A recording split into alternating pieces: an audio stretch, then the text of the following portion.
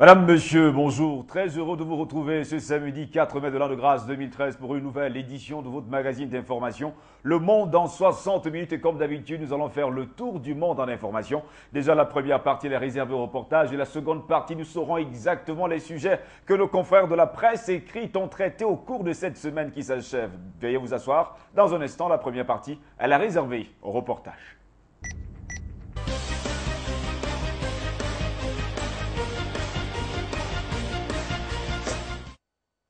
Un soldat français du 1er régiment de parachutistes d'infanterie de marine de Bayonne a été tué lundi après-midi dans l'extrême nord du Mali. Il s'agit du caporal-chef Stéphane Duval, âgé de 32 ans. Il est le 6e militaire tué au Mali depuis le début de l'intervention française dans ce pays le 11 janvier. 2 autres soldats ont été grièvement blessés dans la même explosion, mais leurs pronostics vitaux ne sont pas engagés. Les faits sont survenus dans le cadre des nombreuses opérations de sécurisation pilotées par l'armée française et qui ont pour objectif d'affaiblir les groupes terroristes en les poursuivant sans relâche et en détruisant toute leur logistique, a indiqué le ministère de la Défense dans un communiqué. Le soldat a trouvé la mort entre Tinzouaten et Bouguessa, 2 localités très proches de la frontière avec l'Algérie, lorsque le véhicule léger dans lequel il circulait a sauté sur un engin explosif. Les 2 soldats blessés à ses côtés ont été évacués immédiatement par hélicoptère vers Tessali. Aucun terroriste n'a été détecté sur la zone après l'explosion, a précisé le porte-parole de l'état-major des armées, le colonel Thierry Boucard. François Hollande a adressé à la famille et aux proches du soldat tué ses plus sincères condoléances et leur a témoigné le respect de toute la nation. Il a salué avec émotion la détermination et le courage des forces françaises engagées au Mali aux côtés des forces maliennes et africaines. Depuis le début de l'intervention militaire franco-africaine contre les groupes islamistes armés dans le nord du Mali, la crainte d'attentats ou d'attaques à Bamako est dans tous les esprits. Ces dernières semaines, certains ont réussi à s'infiltrer dans les grandes villes libérées par les forces franco-africaines pour y mener des attentats suicides. Le 11 janvier 2013, un soldat français y a laissé sa vie. Le 19 février, un second. Le 2 mars, un 3e, puis un 4e, le 6 mars, viendra un 5e, le 16 mars. Et actuellement, c'est au tour du caporal-chef Stéphane Duval, le 6e soldat français mort au Mali.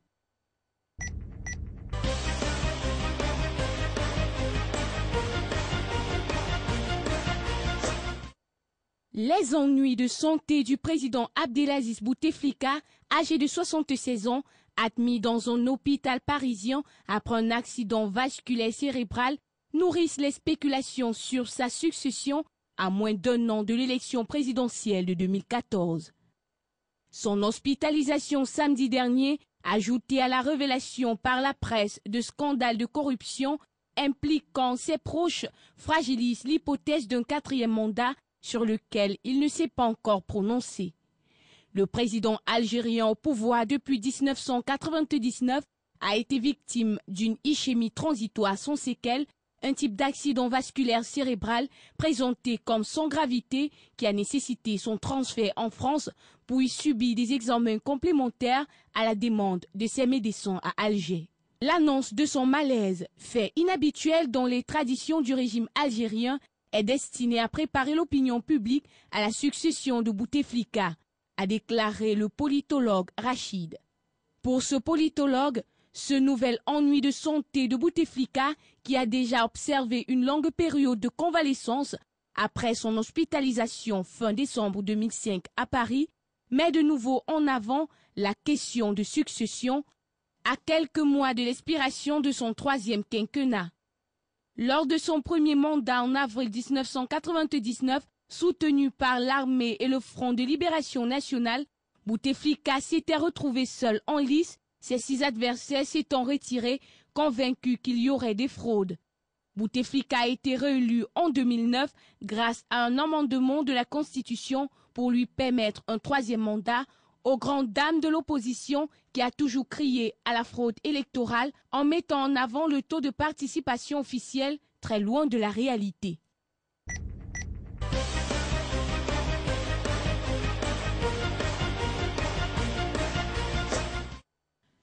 Après quelques mois d'une relative accalmie, les violences ont repris en Libye, où des hommes armés cernaient toujours lundi le siège du ministère des Affaires étrangères, illustrant une nouvelle fois l'incapacité de l'État à rétablir l'ordre dans le pays, plus de 18 mois après la chute du régime de Muammar Kadhafi.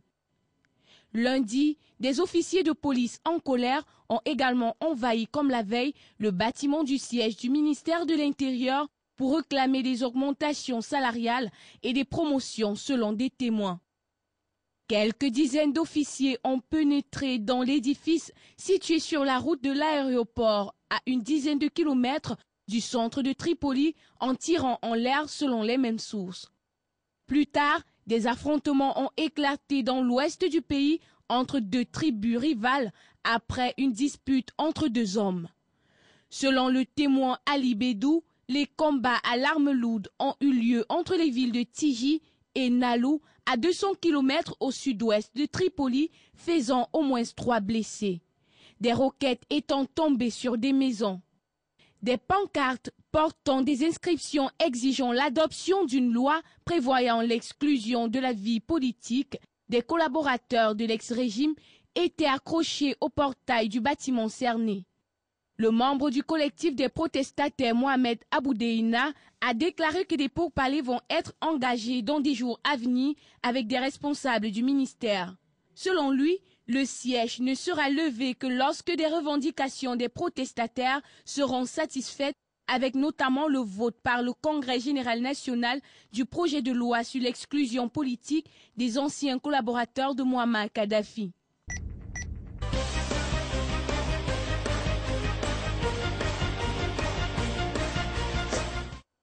Le président du Botswana, Ian Khama, a été blessé au visage par un guépard la semaine dernière et a dû recevoir 2 points de suture. Le chef de l'État botswanais a été griffé par le félin, un animal qui s'apprivoise facilement lors d'une visite dans une caserne selon le porte-parole du ministère de la Défense.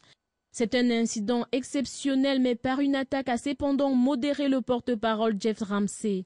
Les circonstances de l'incident n'ont pas été rapportées en détail. Les blessures étant mineures, la présidence a décidé de ne pas faire d'annonce publique. Mais le président a été ensuite vu avec des pansements sur le visage, ce qui a attiré l'attention. Le guépard est le seul félin dont les griffes ne sont pas rétractiles, mais semblables à des griffes de chien peu acérées. Les blessures qu'elles infligent sont en général superficielles. Ceres Khama Ian Khama est le fils de Ceres Khama, père de l'indépendance du Botswana. Militaire de formation, Ceres Khama Ian Khama suit des cours de l'Académie royale militaire de Sandhurst. Il dirige ensuite les forces armées botswanaises avant de rentrer en politique en 1998 au poste de vice-président et de ministre des Affaires présidentielles. Le 1er avril 2008, le président Mogae démissionne de son mandat pour laisser la place à Khama. L'élection suivante en octobre 2009 le confirme au pouvoir. Son parti, le Parti démocrate du Botswana, BDP, remporte 45 des 57 sièges du Parlement.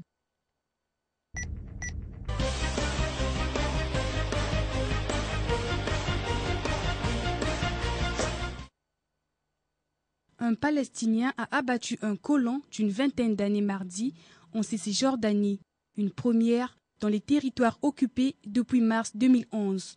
L'agression s'est produite à un arrêt d'autobus utilisé par les colons, les soldats israéliens et les Palestiniens à un carrefour près de la ville de Naplouse.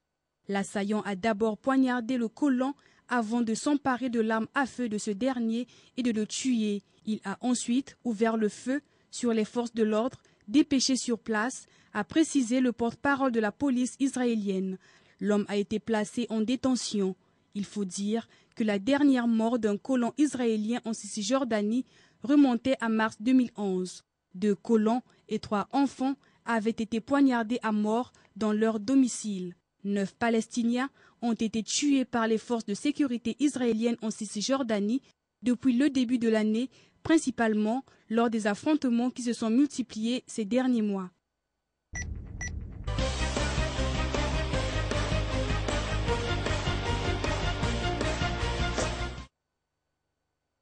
Le prince William Alexander, 46 ans, accède mardi au trône des Pays-Bas et devient le plus jeune souverain d'Europe, succédant à sa mère, la reine Béatrice, qui a abdiqué après 33 ans de règne, un événement qui sera célébré par des millions de Néerlandais.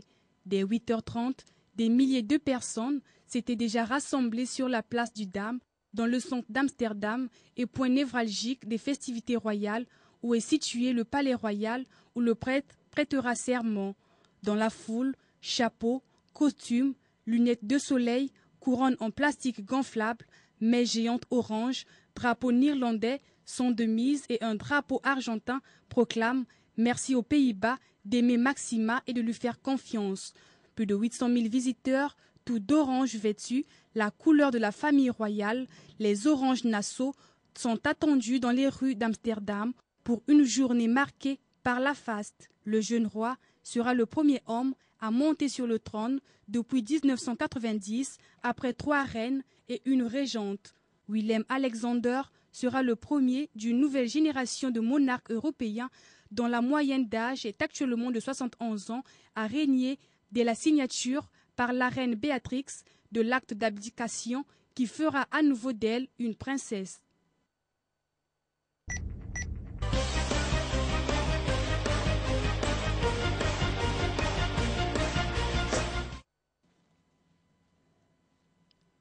Nul financement libyen de la campagne de 2007 de Nicolas Sarkozy, ni blanchiment. Pour Claude Guéant, le versement de plus de 500 000 € depuis l'étranger, révélé par Le Canard enchaîné, daté de mardi, s'explique par une vente de tableaux.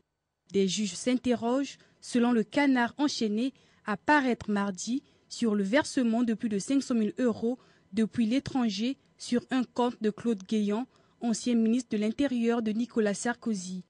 L'hebdomadaire satirique révèle que les enquêteurs avaient découvert ces versements d'argent à la faveur d'une perquisition il y a 2 mois dans le cadre de l'enquête sur les accusations de financement libyen de la campagne ayant mené l'ancien président de la République à l'Élysée en 2007, ouverte suite aux déclarations de l'homme d'affaires franco-libanais Ziad Takieddine au juge Renaud Van Riebeeck.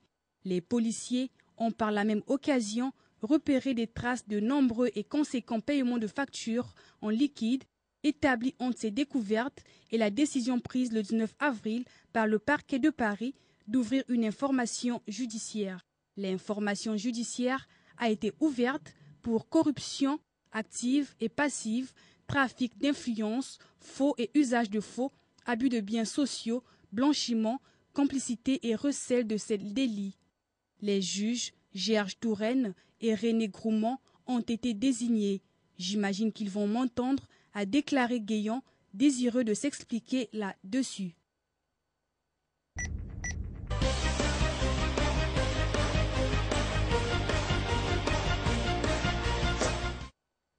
La Chine a investi plus de 75 milliards de dollars en Afrique au cours de la période 2000-2011, s'approchant des montants dépensés par les États-Unis, même si l'argent apporté par Pékin l'a été dans des domaines bien différents, selon une étude publiée lundi dernier. Le groupe de réflexion Center for Global Development a publié des chiffres dans le but de rendre plus clairs les investissements à l'étranger de la Chine. Les pays occidentaux ont souvent des doutes sur les motivations réelles des dépenses effectuées par Pékin. Selon ce rapport, la Chine a investi 75,4 milliards de dollars en Afrique entre 2000 et 2011, ce qui représente environ 1/5 du total des investissements sur le continent. Par comparaison, les États-Unis y ont investi 90 milliards de dollars. Mais selon les auteurs de l'étude, seul 1,1 milliard de dollars déboursés par la Chine en Afrique chaque année était officiellement considéré comme une aide au développement, comme défini par le club des principaux donateurs. Quand vous comparez les États-Unis et la Chine, le total officiel est à peu près comparable. Cependant, les gens ne parlent pas des mêmes choses quand ils font référence à l'aide chinoise, a déclaré Bradley Park à l'origine de l'étude. La composition des aides est très différente, a-t-il ajouté. La Chine a ainsi participé à des investissements très divers. La plupart de ces dépenses ont permis à différents pays de réduire leur dette. Viennent ensuite des dépenses pour le secteur du transport, pour le stockage des denrées et enfin pour le secteur agricole.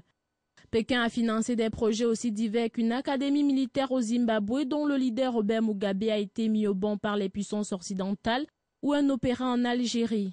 Le Ghana a été le principal bénéficiaire de l'argent chinois, même si Pékin a soutenu de nombreux pays à travers le continent, à l'exception de ceux ayant accordé leur reconnaissance à Taïwan, que la Chine considère comme faisant partie de son territoire.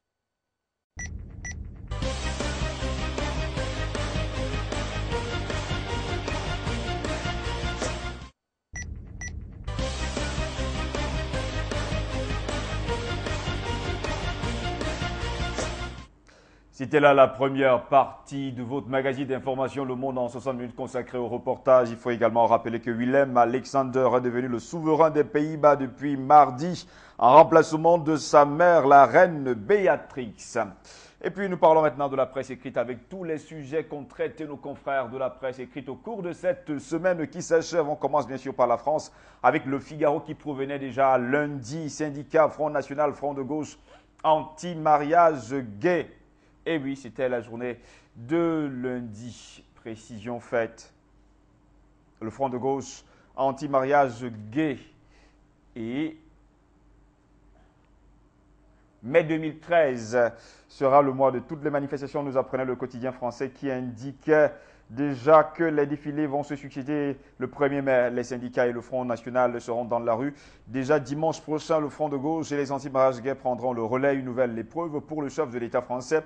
Déjà au plus bas des sondages, le journal français nous disait que pour le premier anniversaire de son élection, François Hollande va devoir affronter en tout cas la rue. Et puis mercredi dernier déjà, sonnait déjà le coup d'envoi de nombreux mouvements de contestation. Le 1er mai, il faut le dire, les syndicats se sont retrouvés en ordre dispersé pour la CGT. C'était une occasion de donner de la voix contre François Hollande, qu'elle somme en vain de changer de cap. Le Front National organisera, en tout cas organisé le même jour, son traditionnel défilé en l'honneur de Jeanne d'Arc. Marine Le Pen s'est présentée comme la porte-parole des oubliés de la crise. Le 5 mai dernier également, ou bien prochain, de 5 mai prochain, ce sera au tour du Front de Gauche de mobiliser des troupes en appelant à manifester contre la politique d'austérité du gouvernement. Une manière en tout cas pour Jean-Luc Mélenchon de continuer à pilonner la politique de François Hollande. Le même jour, les opposants au mariage pour tous devraient organiser des rassemblements dans tout le pays avec en point de mire la manifestation nationale du 26 mai prochain. Le journal notait par ailleurs que tous les rassemblements prévus en mai, ce sont ceux des anti-mariages gays pour que l'exécutif français redoute le plus. En page 5 du même journal, Le Figaro, La Tribune, en tout cas de Xavier Bertrand, en page 24, Le Figaro nous apprenait que les armées s'inquiètent de nouvelles réductions budgétaires. Pour Libération, il faut le dire également, le Front National est une menace nationale. Selon le quotidien, contrairement à son père, Marine Le Pen a choisi de labourer le terrain de la France profonde. Objectif, se servir des prochaines municipales pour rebondir plus haut. En page 16 et 17, Libé parlait de Hollande qui met l'entreprise à l'école. Sujet qui a intéressé le journal catholique La Croix qui relevait que le président français François Hollande a annoncé déjà dimanche dernier des mesures de soutien aux entreprises au nom de la lutte contre le chômage, d'où la une du quotidien Aider les entrepreneurs pour aider l'emploi. Le quotidien français de l'économie, Les Échos, nous disait que Hollande tend la main aux entrepreneurs. Le journal relevait que le président français cherche à faire oublier l'épisode des pigeons entre guillemets. Une dizaine de mesures pour les entreprises, notamment dans le domaine fiscal, en commençant par la taxation des plus-values de cession qui a été largement remaniée. Les Échos dévoilaient déjà la proposition de loi des députés PS sur la reprise des sites rentables. Une entreprise qui refuserait de vendre un site qu'elle souhaite fermer pourrait être condamnée à payer jusqu'à 20 SMIC par emploi supprimé. Parlant d'entreprise, Les Échos nous apprenaient que la France détient en Europe le record pour le taux d'imposition légale sur les sociétés en 2013 à 36,1%. En 2011, elle affichait déjà le taux d'imposition sur le capital le plus élevé à 44,4% selon l'agence Eurostat. En page 14, Les Échos révélaient également que PSA donne le coup d'envoi d'une restructuration historique. Les 11 200 employés touchés par le plan social vont commencer à partir. Le constructeur va démarrer les négociations sur la compétitivité. C'était la même tonalité à la une de Ouest France Bretagne qui titrait « Hollande tend la main aux entrepreneurs ». Le journal fondé par Jean Jaurès, L'Humanité, rapportait le mardi un sondage exclusif CSA et titrait « L'emploi dans toutes les têtes ». Et cela se confirmait. La défense de l'emploi arrivait déjà largement en tête des préoccupations des Français. 279 défilés se déroulaient déjà. Ça devait dérouler en tout cas le premier toute la France pour dire stop à l'austérité. Pour aujourd'hui en France, entreprendre en France, C'est le parcours du combattant comme les autres quotidiens. Le journal indiquait que François Hollande a annoncé une série de mesures destinées à encourager l'esprit d'entreprise et à simplifier les contraintes administratives. En page 5 aujourd'hui en France, parlait d'évasion fiscale et surtout des saisies les plus folles à la frontière suisse. Le quotidien de Bordeaux, rive gauche, sud-ouest s'interrogeait et interrogeait en tout cas les Français. Payerez-vous plus d'impôts en 2013? À cette question, le journal révélait que l'impôt sur le revenu progresse de plus de 10%. Ce sont les plus riches qui devront faire l'effort. Ainsi, le journal apprenait à ses lecteurs qu'ils ont jusqu'au 7 mai prochain pour retourner par courrier la déclaration pré-remplie d'un délai supplémentaire qui est octroyé aux déclarants. Le quotidien phocéen La Marseillaise parlait en tout cas que demain, c'est un 1er mai à prendre bien au sérieux. Il faut le dire, nous sommes en train de parler des journaux de mardi dans un contexte en tout cas bien différent du précédent. Nicolas Sarkozy n'est plus président, mais la question sociale est toujours là. Dans le département des Bouches-du-Rhône, les motifs de lutte sont nombreux et la fête des travailleurs, en tout cas pour le quotidien, devait être une occasion de porter haut les revendications des salariés. Le Monde nous disait mardi, parlant de défense, que la France prépare les guerres de demain avec des ambitions réduites. Le livre blanc prévoit en tout cas la suppression de 24 000 emplois. L'accent a été mis en tout cas sur la Méditerranée et l'Afrique, relevait le quotidien. Alors que la France a perdu en tout cas lundi dernier un 6e soldat au Mali, ce type de force déployable en opération extérieure pourrait voir ses effectifs diminuer, nous apprenait le Dauphiné libéré qui indiquait dans cette parution que François Hollande a annoncé la suppression de 24 000 postes d'ici à 2019 qui s'ajoutent aux 54 000 déjà prévus par Paul-Stéphane Nicolas Sarkozy. Le livre blanc remis à l'Élysée maintient en revanche les moyens consacrés à la dissuasion nucléaire. L'armée mise à la diète, pouvait-on lire à la grande une de ce journal. En tout cas, le quotidien de la Réunion de l'océan Indien parlait du 1er mai de la désunion. Selon le journal, depuis la querelle autour du projet de loi de sécurisation de l'emploi, les relations entre militants syndicaux se détériorent. Pour la fête du travail, la CGTR défilera de son côté, la CFDT pique-niquera de l'autre, FO et la CFT resteront bien de la maison du jamais vu depuis 2004. Nous apprenons en tout cas le quotidien de la Réunion de l'océan Indien qui provenait déjà pour la journée du 1er mai. En Guadeloupe, un bout de fusée a échoué au moule. Nous apprenait France Antilles samedi soir. Un jogger a découvert un morceau de la fusée européenne Ariane 5 échoué sur la plage. Un événement rarissime selon le centre spatial guyanais. La Belgique est numéro 1 de l'impôt sur le travail. Nous apprenait le soir mardi. Selon le journal en 2011, le travail était imposé à hauteur de 42,8% en Belgique. Le taux moyen de la zone euro se situe à 37,7% et celui de l'Union européenne à 35,5%. Mais les chiffres sont contestés, relevait le quotidien mardi dernier. Fenêtre sur cour aux Pays-Bas, rapportait la Libre Belgique qui parlait de D-Dag à Amsterdam. Mardi, Willem-Alexander a succédé à la reine Béatrix, un souverain de la nouvelle génération, fin prêt pour sa mission. En Suisse, la tribune de Genève avait la même tonalité. Le prince Willem-Alexander, intronisé roi des Pays-Bas. Une fièvre orange s'était déjà emparée des Pays-Bas mardi à l'occasion de l'intronisation du prince Willem-Alexander qui a succédé à la reine Béatrice. Il devient ainsi le plus jeune souverain d'Europe. C'était le même son de cloche à la une du journal luxembourgeois, Le Quotidien, qui titrait « Fièvre orange aux Pays-Bas pour l'intronisation du plus jeune souverain d'Europe ». C'était en tout cas à lire dans les colonnes de tous ces journaux européens et surtout internationaux. Nous étions là en tout cas avec les journaux de mardi dernier. Nous allons forcément maintenant voir ce que nous avaient réservé les journaux lundi dernier.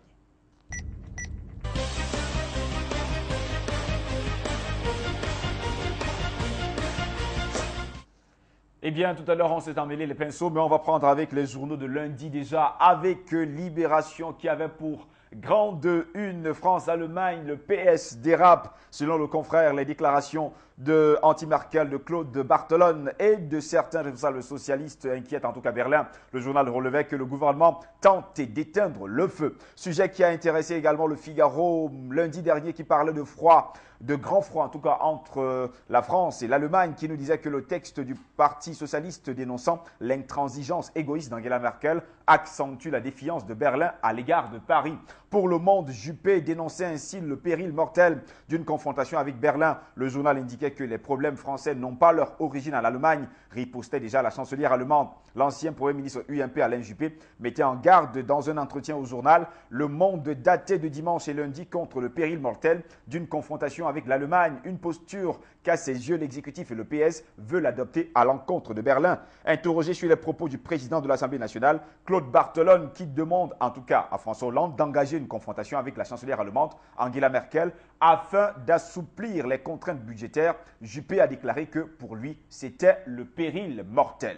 Le quotidien français de l'économie, Les Échos, nous apprenait le même lundi que l'armée française va perdre 20 000 postes pour cause. Le livre blanc de la défense remis officiellement au président français le même matin de lundi fixe et réactualise les moyens de l'armée pour les 6 années à venir. Selon les informations recueillies par le journal, il prévoit un budget de 179,2 milliards d'euros hors pension sur la période couverte par la prochaine loi de programmation militaire. C'est-à-dire expliquant nos confrères, de 2014 à 2019, c'est peu ou prou conforme en tout cas à la promesse de François Hollande selon laquelle les crédits militaires ne baisseront pas par rapport à cette année, alors que les rumeurs les plus alarmantes couraient ces dernières semaines. Les militaires vont donc échapper au pire. À ceci près, notez le quotidien, que cette enveloppe cache une baisse réelle des crédits budgétaires puisqu'elle va incorporer au moins 4,5 milliards de recettes exceptionnelles. Pour rappel, Nicolas Sarkozy avait enclenché la suppression de 54 000 postes entre 2008 et 2015. Son successeur va poursuivre l'effort avec 5 000 postes en moins par an en moyenne entre 2016 et surtout 2019. En page 2 et 3, Les Échos nous apprenaient que François Hollande fait un geste sur les plus-values des entreprises. Selon nos confrères, le chef de l'État français présentait en tout cas le même lundi ses réformes pour promouvoir l'esprit d'entreprendre, à ne pas confondre avec l'esprit d'entreprise. L'initiative en toi doit mettre un terme à l'épisode des pigeons entre guillemets.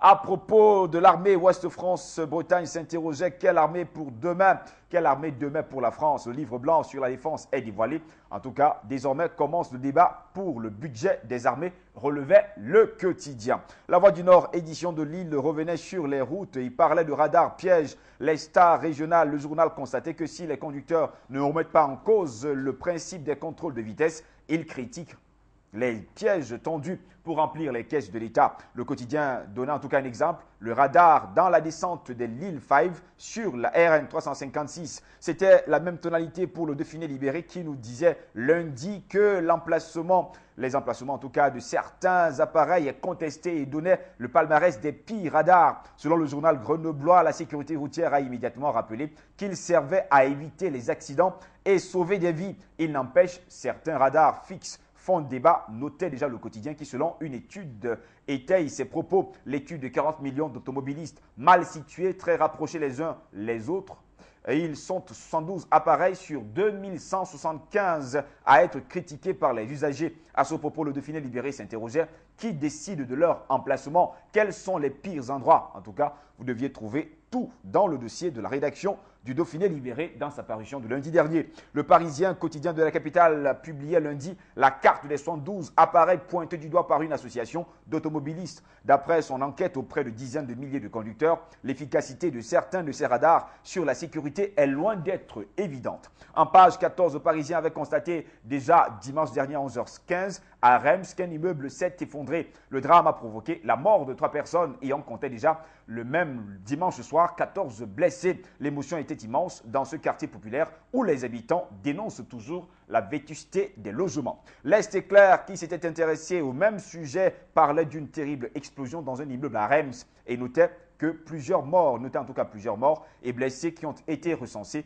et dans et autour des décombres de cette barre HLM dévastée du quartier Wilson de Reims. Le journal revenait également sur le malaise des élus face à la transparence. Dans un dossier L'Est éclair, nous faisait savoir que le projet de loi sur la moralisation de la vie politique ne semble guère ravir les élus au bois. Pour la première fois, les parlementaires et responsables politiques locaux disent ce qu'ils pensent de cette conséquence de l'affaire Cahuzac. En tout cas, c'est à lire dans les colonnes du quotidien français L'Est éclair. Le Progrès de Fécamp, autre journal français pour sa part, lundi notait qu'à quelques jours du premier anniversaire de sa victoire, François Hollande traverse une grave crise de confiance. Le journal relevait qu'il entend tenir bon dans cette tempête. La une nous disait déjà tout au plus bas. C'était comme ça, la grande une du Progrès de Fécamp. Le Télégramme parlait d'un quinquennat mal engagé. Le quotidien écrit: un an après son élection, François Hollande peine à convaincre. Malgré l'adoption de certaines réformes et le succès de l'opération au Mali, le bilan du chef de l'État français est plombé par le chômage et l'affaire Cahuzac. Question que se posait le journal: parviendra-t-il à trouver un second souffle alors qu'aucune embellie économique ne pointe à l'horizon? C'était en tout cas la grande interrogation de nos confrères. Le journal du Pays Basque Sud-Ouest s'interrogeait également lundi: peur du casier numérique, en tout cas pour le quotidien.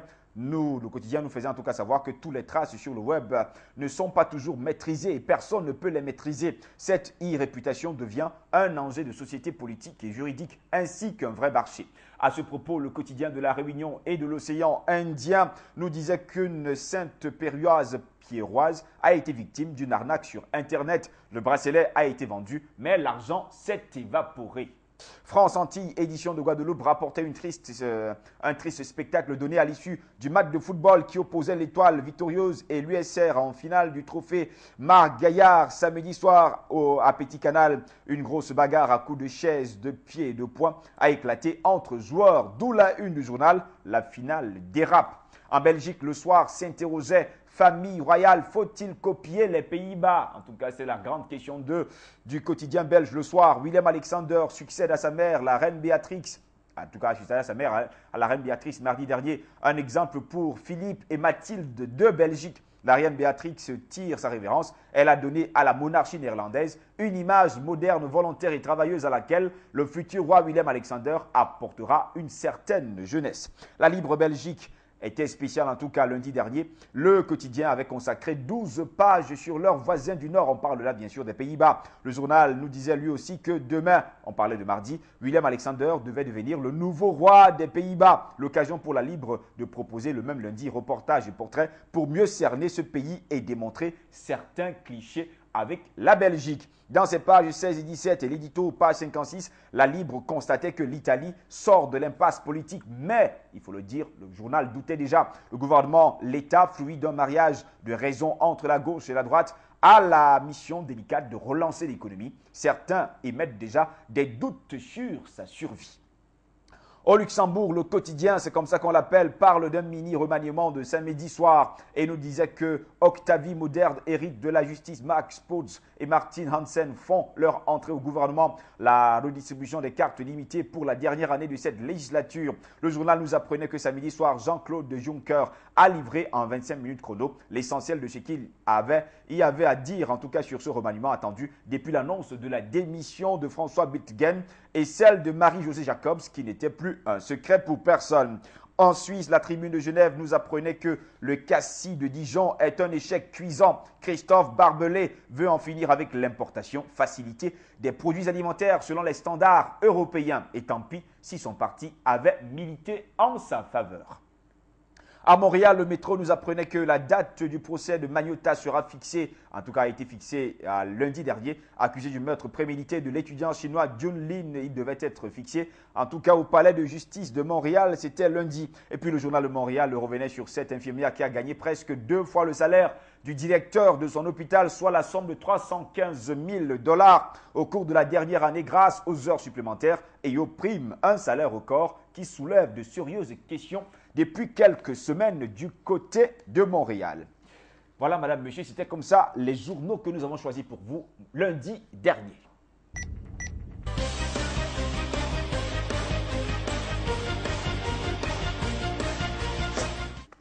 Mercredi déjà, pour cause de férié, on n'a pas vraiment eu les journaux parce que c'était la journée internationale des travailleurs. Eh bien, c'était la fête pour tous les travailleurs le 1er mai dernier. Donc, nous passons immédiatement à la journée de jeudi avec le quotidien Le Monde qui nous avouait que pour Hollande, c'est l'année terrible en commençant par les paris ratés de l'an 1 de son quinquennat, le tome social, retraite et assurance chômage, les sondages sur une impopularité record, une imperturbable constance. Dans la majorité, c'est la cacophonie et la mauvaise humeur et une question des victimes territoire, à quel prix? En tout cas, vous deviez trouver tous ces sujets dans le quotidien Le Monde dans sa parution de jeudi dernier.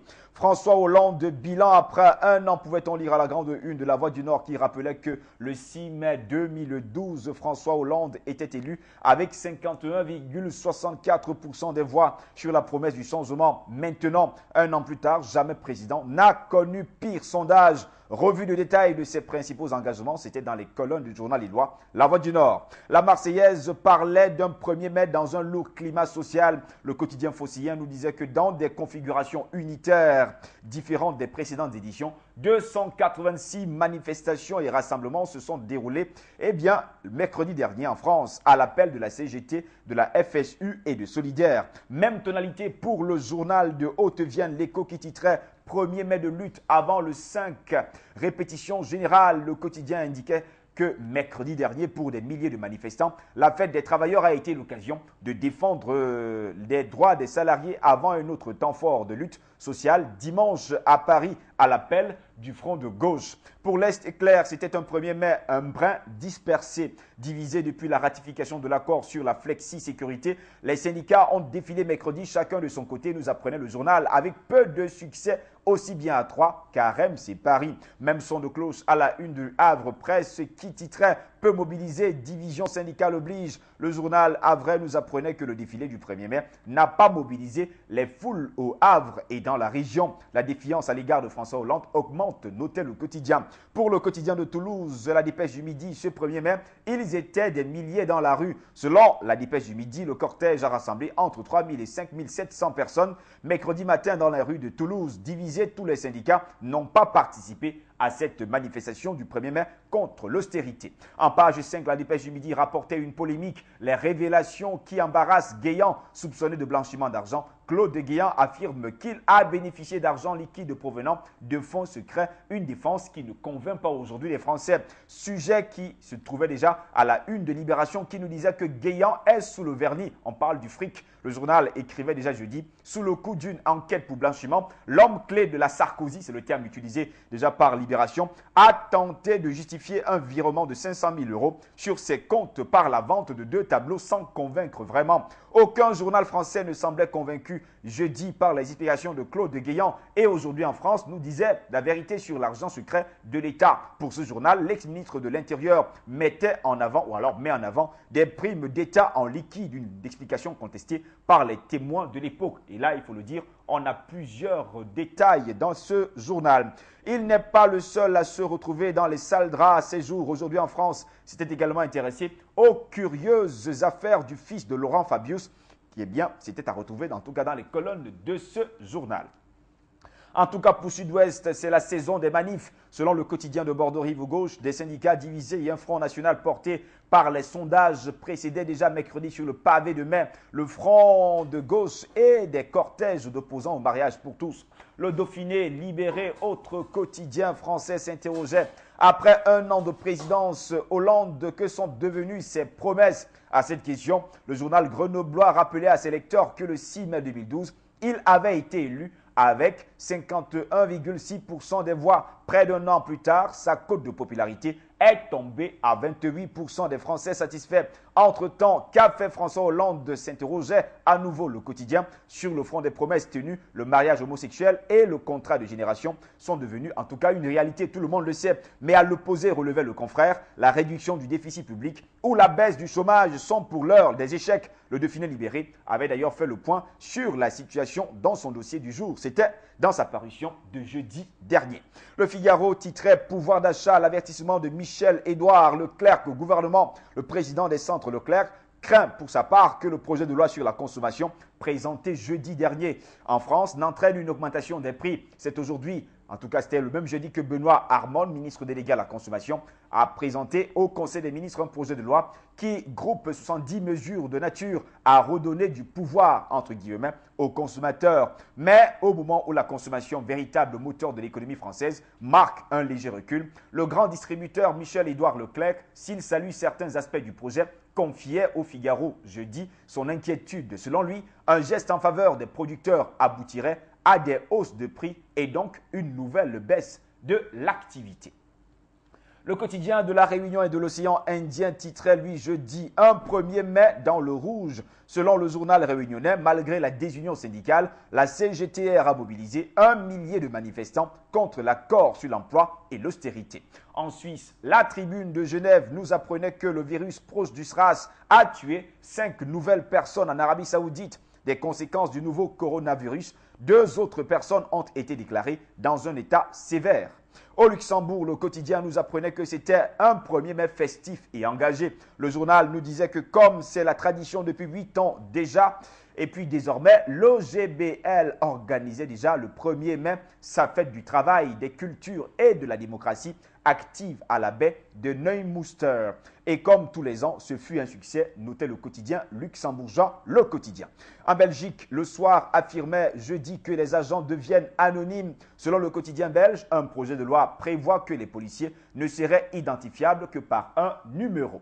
L'autre quotidien belge choisi pour vous jeudi, c'était la Libre Belgique qui nous disait que le souk des titans a commencé. Le MR et le Parti socialiste ont fêté leur 1er mai, mercredi dernier, par quelques flèches préélectorales bien senties, écrivait le quotidien. Les libéraux et les socialistes se sont fort taquinés lors de leur 1er mai respectifs. La musculation politique a donc commencé et ne devrait pas diminuer jusqu'à 2014. Au Canada, le journal de Montréal nous apprenait le même jeudi que plusieurs centaines d'arrestations ont eu lieu lors de la manifestation anticapitaliste. Plusieurs Montréalais ont répondu à l'appel de la convergence des luttes anticapitalistes de Montréal, en abrégé CLAC, CLAC, pour manifester à l'occasion de la Journée internationale des travailleurs, le mercredi 1er mai 2013 à Montréal. Relevait déjà le quotidien qui indiquait que quelques 300 personnes ont été arrêtées lors de cette manifestation anticapitaliste. C'était à lire en tout cas dans les colonnes du quotidien canadien, le journal de Montréal.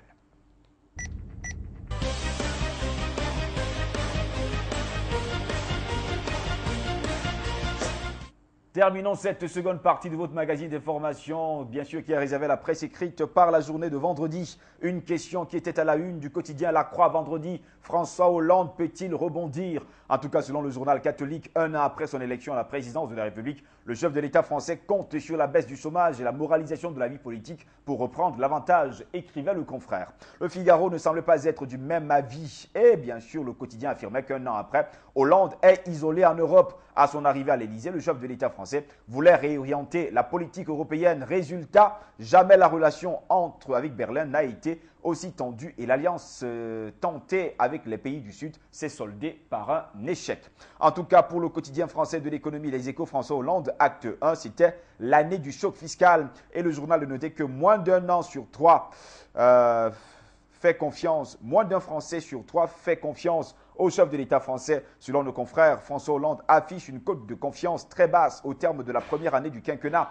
31% d'opinion positive selon le sondage CSA Les Échos pour l'Institut Montaigne. Dans une interview, Jean-Pierre Chevènement estimait que le chef de l'État français doit redonner de la perspective. En page 20 du même journal, eh bien, le quotidien nous apprenait qu'après l'échec de la cession partielle de la participation de France Télécom dans le site de vidéo en ligne, Arnaud Montebourg revendique son exigence d'un partenariat à 50-50 entre Orange et le repreneur, mais la méthode divise, relevait le journal. Le quotidien de l'économie soulignait par ailleurs dans ses pages 4 et 5 que le chef de l'État français aura fait voter 30 milliards de hausse d'impôts qui, ajoutés aux 30 milliards de prélèvements supplémentaires accumulés à la fin du précédent quinquennat, ont porté le taux de prélèvement obligatoire au niveau record de 48,3% du PIB. Le cap est mis sur la baisse des dépenses. Le journal de Bordeaux-Rive-Gauche pensait que Hollande est face à la déferlante pour cause. Il fait l'objet de critiques permanentes de toutes parts dans un contexte de crise économique et de montée du chômage. À la Bastille, citoyens, dimanche 5 mai, c'est ce que rapportait le journal fondé par Jean Jaurès contre l'austérité pour une nouvelle république. Rendez-vous à Paris avec le front de gauche, écrivait l'Humanité vendredi. Dans les colonnes du quotidien, les points de vue de Jean-Luc Mélenchon, Eva Joly, Marie-Pierre Vieux, Clémentine Autain, Olivier Besancenot, Christian Piquet et bien d'autres personnalités françaises. Le quotidien phocéen La Marseillaise titrait pour sa part vendredi SNCM, l'Europe à l'abordage. Selon le journal marseillais, la commission de Bruxelles ordonne à la compagnie maritime de rembourser 220 millions d'euros d'aide publique jugée injustifiée. La direction de l'entreprise va faire appel et le gouvernement cherche déjà une solution. Pour le journal de Haute-Vienne, l'Écho, l'Union européenne persiste dans la crise et l'argent fait la loi. Le quotidien indiquait vendredi que déjà la Banque centrale européenne a baissé son principal taux directeur, une décision qui n'a de réelle influence que sur la spéculation et qui n'amorce en rien un changement de fond, tandis que la crise sévit toujours dans la zone euro. Les propos de Nicolas Maduro faisaient déjà la une de Le Monde vendredi. Obama ne nous respecte pas. Dans un entretien au Monde, le nouveau président vénézuélien Nicolas Maduro critique durement l'opposition et lance un avertissement à l'Europe. Libération s'était intéressé aux abonnés, pour ne pas dire aux abandonnés de la Syrie dans un reportage à Alep où les habitants s'organisent sans aides extérieures, improvisant écoles et dispensaires au milieu des décombres et des combats. Le quotidien de la Réunion de l'océan Indien était à Saint-Pierre où Lorenza, une femme partie de la plaine des Cafres pour accoucher à Saint-Pierre, n'aura pas eu le temps de gagner la maternité. Elle a accouché dans sa voiture, aidée de sa mère et de sa tati. La maman et le bébé, Even, c'est le nom du bébé, eh bien, ils vont très bien. Une très belle histoire que nous rapportait déjà le quotidien de la Réunion et de l'océan Indien dans sa parution de vendredi dernier. En Belgique, le soir, nous disait pourquoi un ado sur trois est dépressif. L'école, les amis, les parents sont des facteurs de vulnérabilité des adolescents, écrivait le journal. 5 à 7% des jeunes connaissent un épisode dépressif majeur. Une étude de l'ULG analyse les facteurs qui mènent les adolescents vers la dépression, de l'importance des pères aux amitiés intimes en passant par l'attitude des parents ou le temps de la puberté, avec au bout du processus le syndrome dit du Titanic, c'est-à-dire en tout cas dans les colonnes du quotidien belge le soir. Toujours en Belgique, cette fois avec la Libre, les avocats pro-Déo ne seront plus gratuits. Selon le journal, le Conseil des ministres va entériner la réforme de l'aide juridique. On va vers un ticket modérateur et d'autres mesures nouvelles, écrivait la Libre. Un projet jugé équilibré par le gouvernement, pourtant critiqué de toutes parts. L'aide juridique permet aux plus démunis et à certaines catégories de personnes d'être assistées gratuitement par un avocat dans leur démarche judiciaire. Eh bien, en Belgique, bientôt, ce ne sera plus le cas. Au Luxembourg, le quotidien nous apprenait qu'au 1er janvier 2014, ce sera la fin du café clope. Selon le journal, les défenseurs de l'exception pour les petits bistrots ont dû avouer leur défaite. Déjà, jeudi, à la commission de la santé de la Chambre, tous les cafés et discothèques seront non-fumeurs à partir du 1er janvier 2014. En Suisse, la Tribune de Genève s'interrogeait « Où va la France ?» Désorientée, la France cherche un avenir. C'est ce qu'on pouvait en tout cas lire dans, déjà, il faut le dire, à la une du journal genevois. Eh bien, dans son grand dossier, le quotidien suisse vendredi, qui nous disait que François Hollande avait promis le changement et les Français s'impatientent. Un an après son élection à la présidence, François Hollande a déjà dégringolé dans le baromètre de la popularité. Mais ce n'est finalement qu'un fait normal pour un président normal, puisque ce sont ses termes. Au regard de ce à quoi nous a habitué la tradition politique française. À la même époque, Nicolas Sarkozy ne faisait en tout cas guère mieux, relevait la Tribune de Genève vendredi. On va terminer avec le Canada, avec le métro qui nous disait que Pauline Marois a été rappelée à l'ordre par son ministre de la Justice. Le quotidien indiquait que le ministre de la Justice, Bertrand Saint-Arnaud, a contredit jeudi dernier les propos de la première ministre Pauline Marois qui s'était ingérée dans le travail de la commission Charbonneau. C'est-à-dire en tout cas dans les colonnes du quotidien Le Métro qui est un quotidien de Montréal.